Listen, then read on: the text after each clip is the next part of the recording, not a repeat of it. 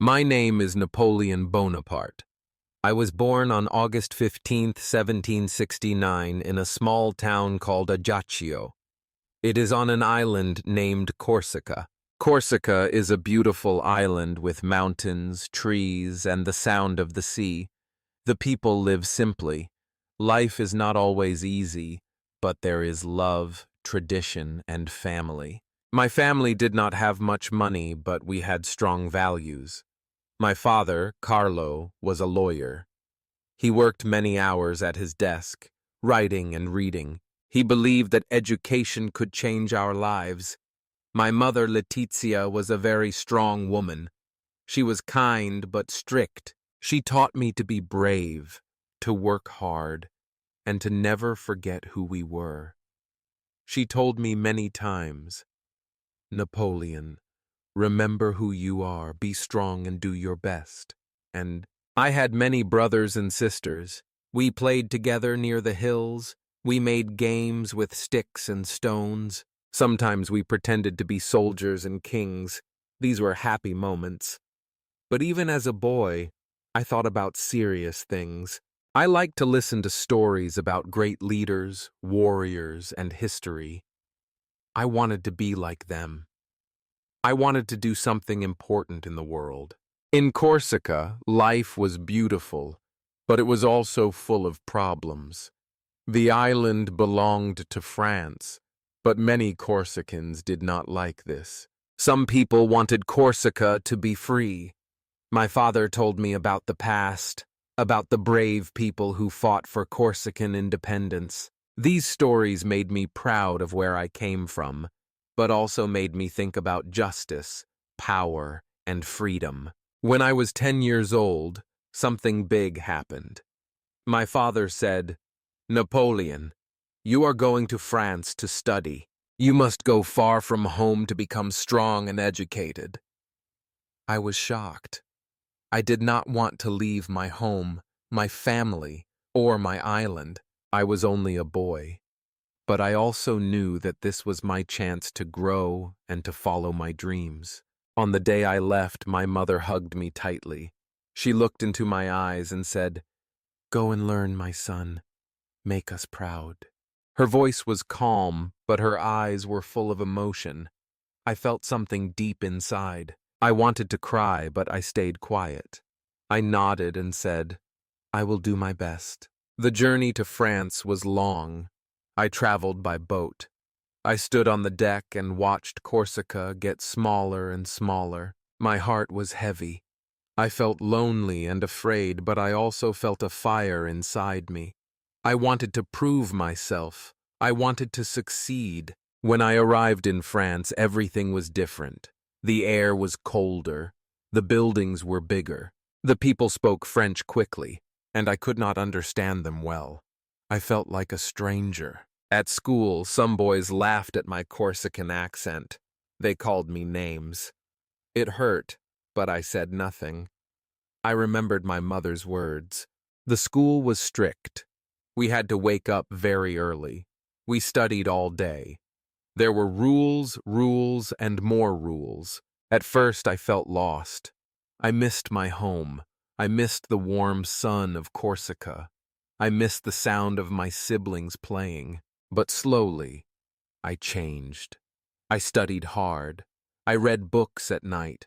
I practiced my French every day. I began to like school. I liked learning about numbers, maps, and especially history. I wrote letters to my family. In one letter to my mother, I said, "Dear Mama, I miss you every day, but I promise I will work hard. One day, I will wear a soldier's uniform, and you will be proud." Sometimes I wrote short stories about brave Corsican heroes. It helped me feel strong. It helped me feel close to home. These stories were simple, but full of hope. They reminded me of who I wanted to become. That is how my journey began. I was just a small boy from a small island, but I had a big dream. And even though I felt alone, I never gave up. I believed that with learning, courage, and heart, I could become something more. My story was just beginning. Life at military school was hard. Every morning started very early, even before the sun came up. The days were long and full of lessons, exercises, and training.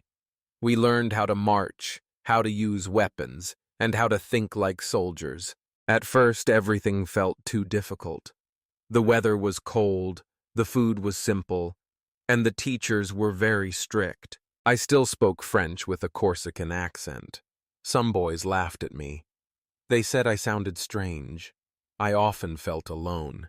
I missed my family and my home in Corsica, but I did not let the sadness stop me. I remembered my mother's voice. Be strong. Do your best. So I worked hard. I studied math and science. I read history books and learned about great battles. I wanted to understand how great leaders thought and acted. Slowly, I started to feel stronger. I was not the biggest boy in the class, but I became one of the best students. I did not talk much, but I listened and I learned. My teachers noticed that I was smart and serious. They began to respect me. I also made two close friends, Jacques and Pierre. Jacques was tall and funny. He made everyone laugh. Pierre was quiet like me. He loved books. The three of us often walked together after class. We talked about our dreams and what kind of men we wanted to become. One day, something special happened. Our school had a big competition. Each group of students had to make a plan for a battle. It was a test of leadership and military thinking. I worked very hard. I stayed up late reading about old battles. I drew maps and wrote down my ideas. On the day of the competition, I stood in front of the judges and explained my plan with a clear voice. I was nervous, but I did not let fear stop me. When the results came, they said I had won first place. That was the moment many students started to see me not just as the boy from Corsica, but as a leader. After school, I became a young officer in the army. I was just 16 years old. I wore a real uniform. I had real duties, but it was not easy. The soldiers in my unit were older and more experienced. They looked at me and thought, "This boy is too young." I could feel their doubt. I knew I had to earn their trust. I worked harder than ever. I studied the big guns we used, called artillery. I learned how to clean them, move them, and aim them. I helped the soldiers with their food and their uniforms. I listened when they talked. I did not act like a boss. I acted like a part of the team. One night before a small battle, a young soldier came to me. He was scared. His hands were shaking. He said, "What if I die?" I looked at him and said, "I am scared too, but we will stand together. We will do our job, and we will protect each other." That night we fought side by side. He followed my orders, and we stayed safe. After that, more and more soldiers began to trust me. Later, we were sent to stop a small rebellion in a nearby town. It was my first real action as an officer. The situation was dangerous. People in the town were angry. We had to keep peace, but also avoid hurting anyone. I gave clear, simple commands. I placed the cannons in the right spots. I stayed calm. The mission was a success, and my commander praised me. He said, "You are young, but you lead like a true officer." That day, I realized something very important. Being a leader is not about shouting or giving orders. It is about understanding people, staying calm in hard times, and always being ready to learn more. From that moment, I knew I wanted to keep growing. I wanted to lead not just a small group of soldiers, but many. I had a dream to do something big, not for power, but to make a difference. And so my journey as a leader had truly begun. As I grew older, my dream to become a great leader started to come true. I was given a very important job.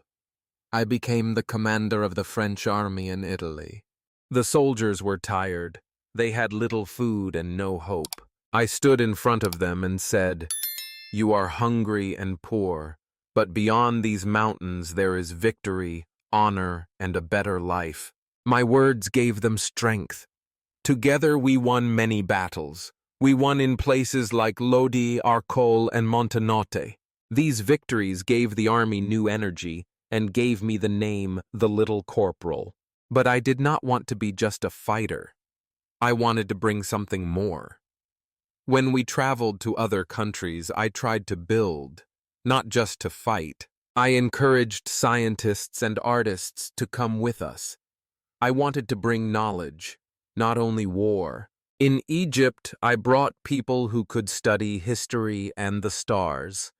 They found the Rosetta Stone, which helped the world understand ancient writing. I wanted to show that war was not the only way to change the world.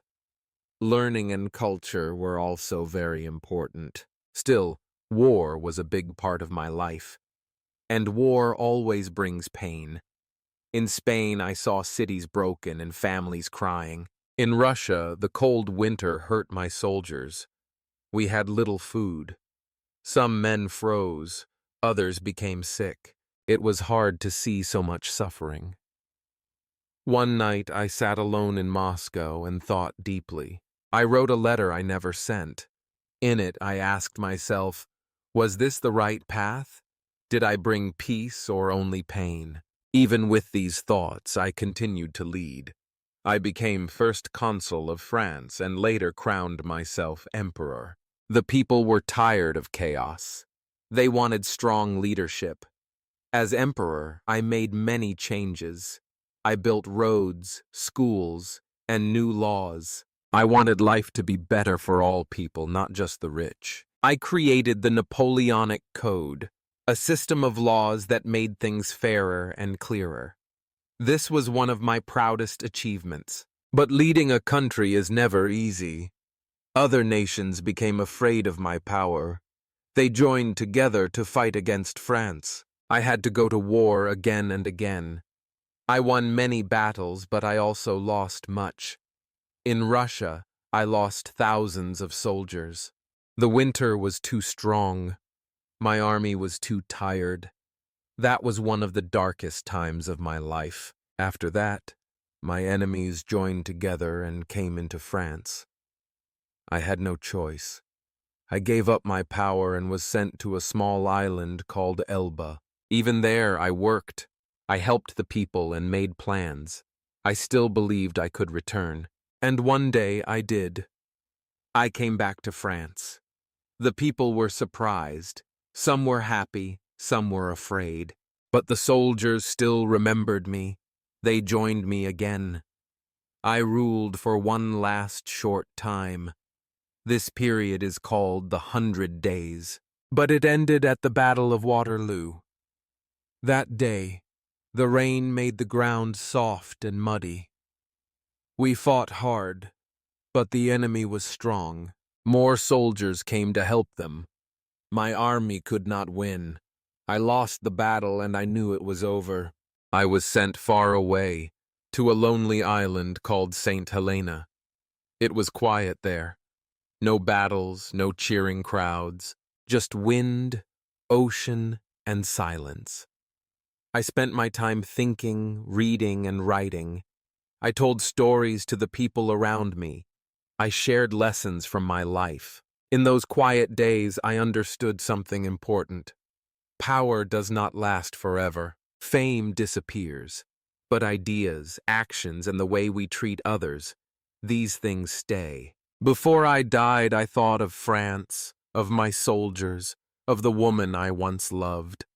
My life was full of victories and losses, but I hope people remember me not just as a man of war, but also as a man who tried to learn, to lead, and to build something greater. For those who are learning English and learning from stories, remember this: no matter where you begin, even from a small island like Corsica, with courage and knowledge, you can go far. Your journey will have hard times, But if your heart is strong and your purpose is clear, you will leave your mark on the world. Napoleon Bonaparte's life is a powerful journey, full of lessons.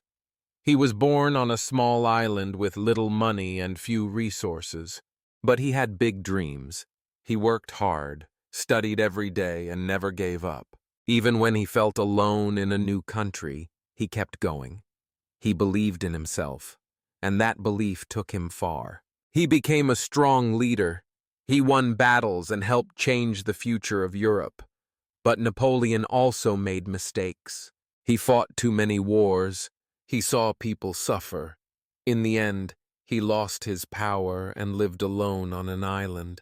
But even there, he continued to learn and reflect. He understood that true leadership is not about control. It is about service, learning, and helping others grow.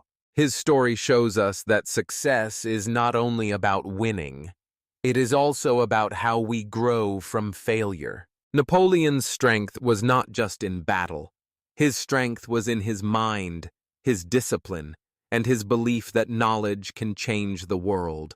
So what can we learn from Napoleon's story today? We learn that anyone can rise, no matter where they start. If you are learning English now, maybe you feel nervous or shy.